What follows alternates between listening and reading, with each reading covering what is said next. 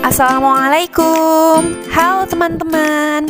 Sekarang kita ada di topik Al-Quran. Insya Allah semuanya sudah tahu ya apa itu Al-Quran. Teman-teman bisa loh ambil Al-Quran yang ada di rumah. Coba kita perhatikan ya, ada apa saja ya di dalam Al-Quran? Al-Quran ini berisi ayat-ayat Allah. Ayat ini terdiri dari kumpulan huruf hijaiyah. Huruf hijaiyah itu yang biasanya teman-teman pelajari saat mengaji, seperti alif, ba, ta, tha, jim, ha, kho, dan seterusnya. Ayat-ayat Allah itu apa sih? Ayat itu adalah pesan dari Allah untuk hambanya di muka bumi ini, yang diturunkan melalui Nabi Muhammad SAW. Adapun adab dalam membaca Al-Quran adalah 1. Membaca dalam keadaan suci, 2. Membaca dengan khusyuk, 3. Membaca dengan tartil, dan keempat, membaca Al-Quran dimulai dengan isti'adah.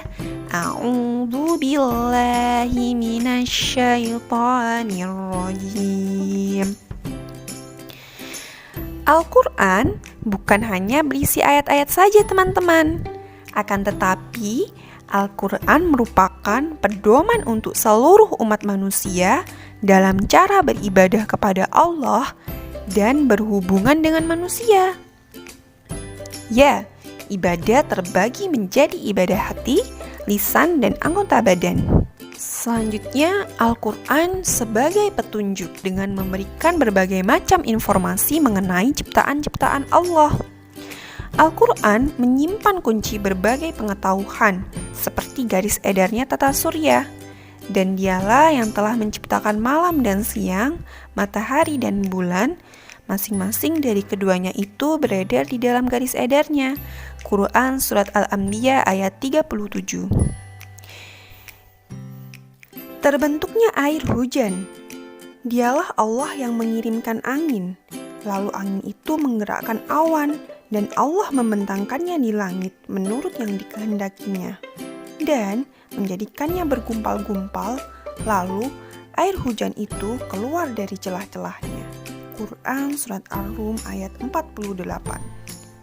Dari ayat tersebut membuktikan bahwa Al-Quran sebagai sumber pengetahuan dan menjadikan kita supaya menjadi hamba yang berpikir.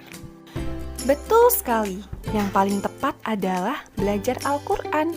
Ayat dalam Al-Quran sendiri ada ayat qauliyah dan ayat kauniyah. Ayat qauliyah adalah ayat-ayat berupa firman Allah Subhanahu wa taala yang bisa kita jumpai dalam Al-Quran.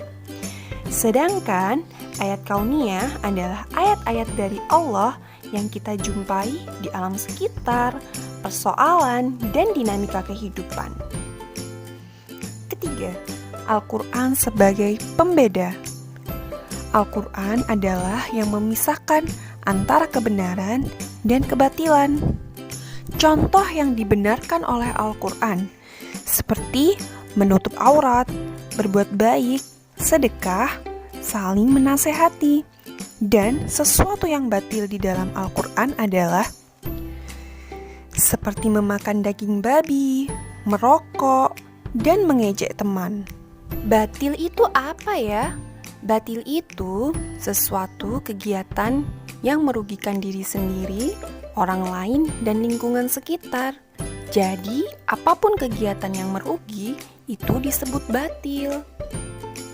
Kita perlu sekali menghindari sikap batil. Oleh karena itu, penting sekali bagi kita menjadikan Al-Quran sebagai rujukan untuk kita ketika mau melakukan sesuatu. Insya Allah, teman-teman bisa melakukan isi yang ada di dalam Al-Quran. Amin. Wassalamualaikum warahmatullahi wabarakatuh.